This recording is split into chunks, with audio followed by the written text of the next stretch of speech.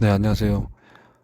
음, 최근에는 이제, 나무 전정하고 이제 잡다한 일들 하느라고 조금 일정이 바빠가지고, 영상이 안 올라갔습니다. 근데 이제 지금 겨울이 오고 이제 전정해야 될 시기가 다가오는데, 전정 전에 지금, 계속되는 강우, 비가 와요. 그리고 이제 날씨가 오묘합니다, 지금. 일교차도 굉장히 심할 것 같고요. 그래서 지금 긴급하게 일단 올해도 기록은 해놔야 될 것 같아서 이제 수간 터진 현상 대비해서 나무 잘라둔 단면이랑 지금 현재 이제 오늘 점검을 잠깐 갔다 왔습니다. 그래서 지금 다래나무 단면도랑 수간 터짐 현상 기록을 하려고 지금 만들어 놓은 PPT 간단하게 이제 보여드리고 영상을 남길 생각이에요. 지금 보시는 이제 나무는 다래나무 잘라놓은 건데요. 지금 요게 3년생 이제 나무가 땅에 심어진 3년차 가지예요. 3년차 3년 된 가지. 요게 2년 가지입니다. 2년. 그래서 이제 그럼 1년, 2년, 3년 어떻게 구별하냐? 얘네도 나이테가 있어요. 나이테가 있는데 나무의 단면에 이제 각 구성도는 뭐 예전에 한번 설명을 드렸습니다. 가장 바깥 부분은 이게 숲이죠, 숲이. 그다음에 여기가 채관이에요, 채관 여기까지가. 그다음에 채관과 요 안쪽에 있는 게 물관입니다, 여기가. 물관인데 물관과 요 사이에 있는 이렇게 지금 빗금처럼 이렇게 보이는 게 있는데 이게 형성층이에요, 형성층. 그래서 바깥쪽에 이제 숲이가 있고 그다음에 안쪽에는 채관. 채관부가 굉장히 넓어요, 폭이. 예, 넓습니다. 채관이 이제 차지하는 비중이 굉장히 높고 이제 여기에 저장되어 있는 양분들 예, 굉장히 양이 많습니다. 그리고 가운데 이제 요 안쪽에 들어있는 요 물관과 채관의 사이 요 지금 경계선이 보이는데 요 경계선 약간 이제 노란빛이면서 어릴 때는 약간 초록빛인데 지금은 이제 노란색 약간 노란색 빛에 띄는데 요게 형성층이에요, 형성층. 그래서 이 형성층이 이제 양분 이동 통로 중간에 자리 잡고 있으면서 이제 부피 생장을 하고 예, 이 부분에서 이제 세포 분화로 예, 확장이 되는 겁니다. 나무가 큰다고 하는 거는 이제 이 형성층 때문에 이렇게 커지는 건데 간단하게 이렇습니다. 그리고 다래나무는 이 가운데 있는 건 목심이고요.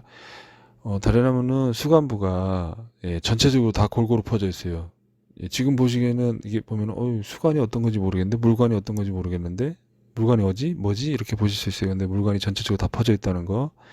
그리고 채관부 이렇게 너저분하게 이제 잘라놓은 단면이 너저분하게 이렇게 보이는데 이거는 왜 그러냐면 예, 말단 벽 쉽게 말해서 채관은 예, 벽이 있습니다. 세로로 이렇게 있으면은 예, 요렇게 예, 세포 벽들이 있어요.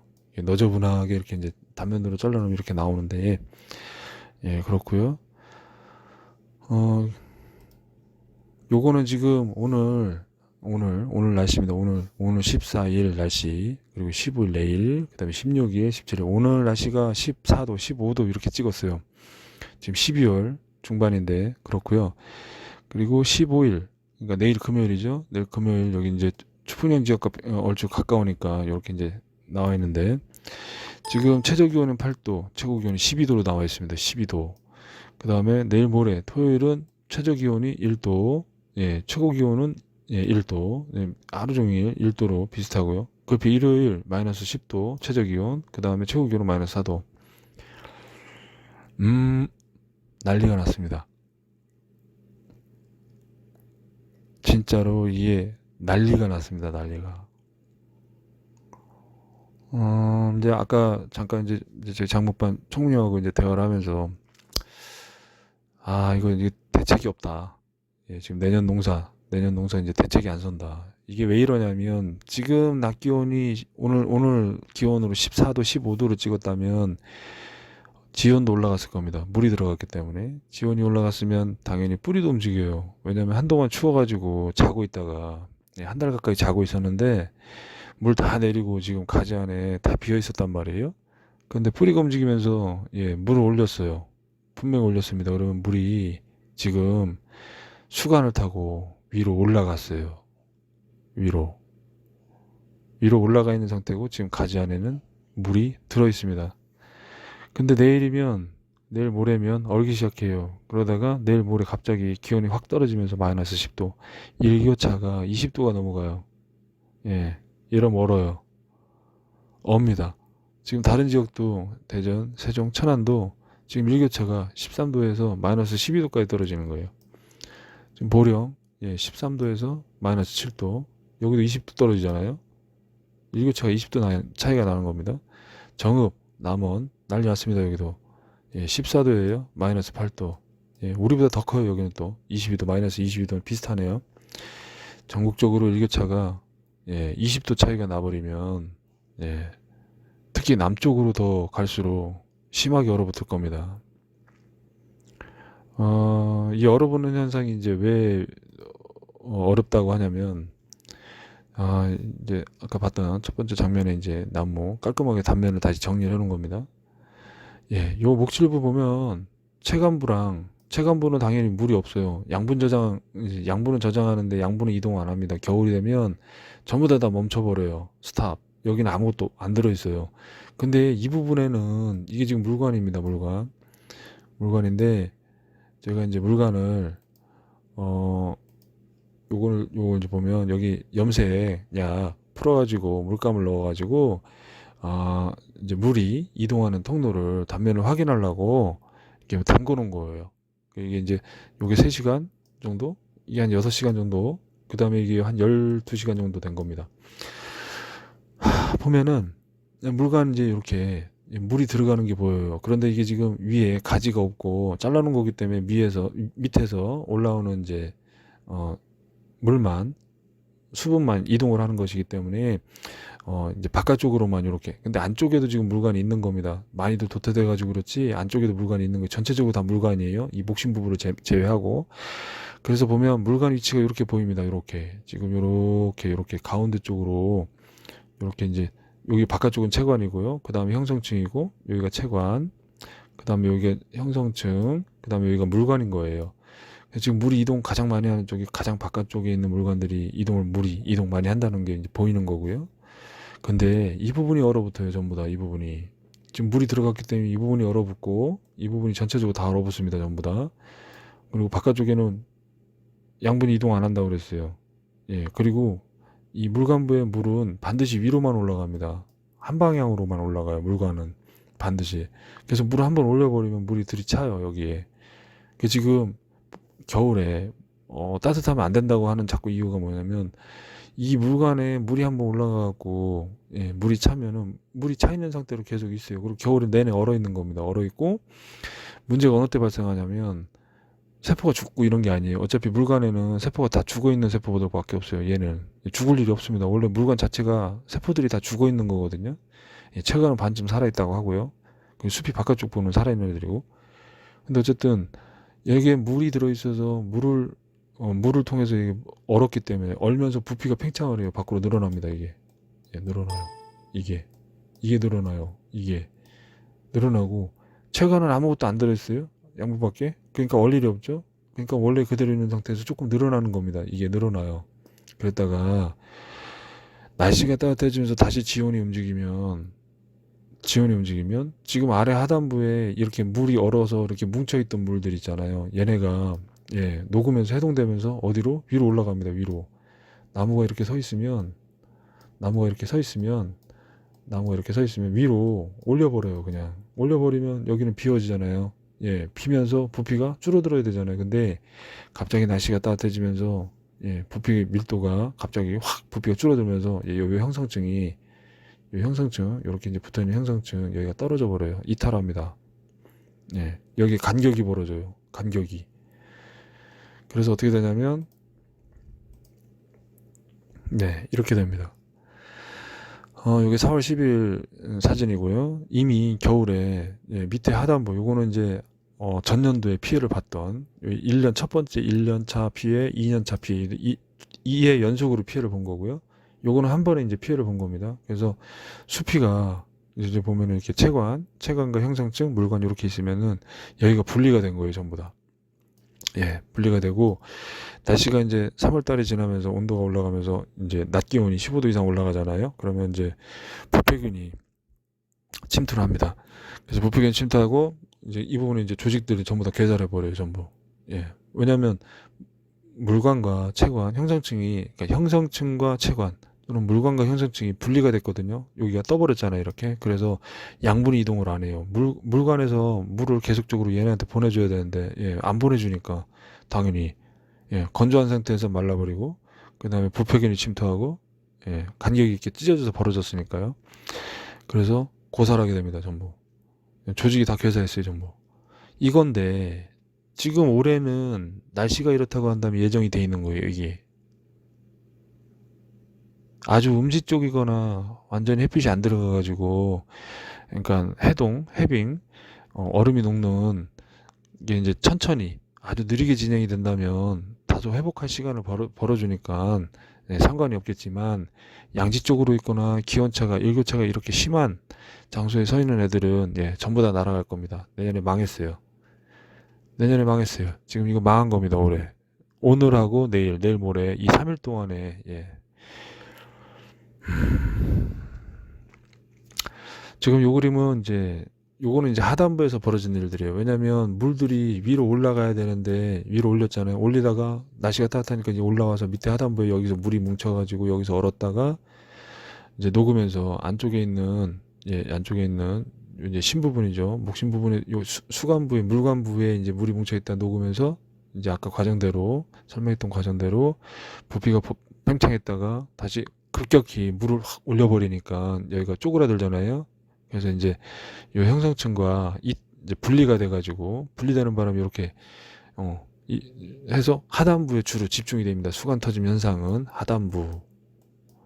근데 특이하게도 상단부에서 일어난 일이 있었어요. 요거는 제가 8년 동안에 처음 본 건데 상단부 여기 보면은 예, 요 부분 보면 조직이 괴살했습니다. 전부 다 죽었어요. 전부 다 여기가 예, 윗부분이에요. 상단부가 이렇게 조직이 괴살되는 경우는 처음 봤는데 아, 이유는 보면은 이제 밑에서 물을 올렸는데 여기 물이 갇혔거나 아니면 여기 지금 틈새가 이렇게 벌어진 게 보입니다.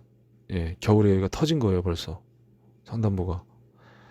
근데 이제 원인을 제가 이제 미루어 짐작하기로는 사실은 이제 윗부분에 여기가 열을 굉장히 많이 받았던 것 같아요. 그래서 해빙기 때 해동될 때 너무 급격하게 예, 물이 뭉쳐있는 데다가 왜 뭉쳤는지는 이유를 잘 모르겠는데 어쨌든 이 부분에 이제 물관에 물이 뭉쳐 있다가 여기서 부팽창에서 이제 이 형성층하고 여기 떨어졌던가 봐요. 그래서 조직이 개사하면서 이렇게 갈색으로 녹빛으로 이렇게 변하면서 고사했어요. 윗부분이. 물론 이제 옆에 가지가 살아있어서 나무는 살아있는데 예, 위쪽 상단부는 재기능을 하지 못했습니다.